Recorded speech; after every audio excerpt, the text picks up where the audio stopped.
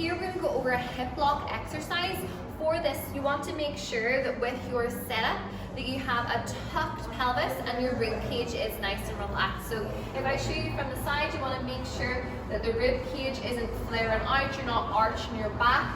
You want to imagine that you're tucking a tail in between your legs and doing a nice relaxed breath out so that your ribs sink down. I'm going to place my feet up against the wall in this position to help with my balance. Still keeping that position as well with the pelvis and the rib cage to create a slight tension in my hamstrings.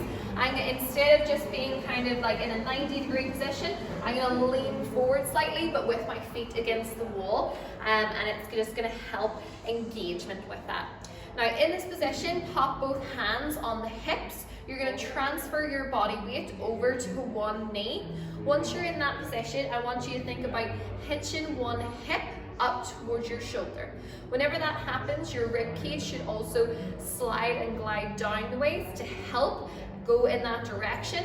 If you do not get this movement with your rib cage, you're going to keep leaning over with your entire body, and we want to keep it nice and level. So transferring your weight across, hitching your hip up to the side.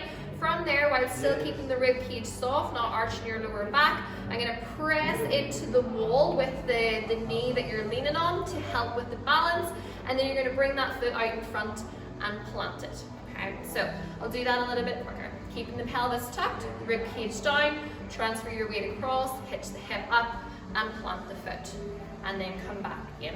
You can alternate sides, or even with this one, I would recommend doing about 5 to 10 on each one.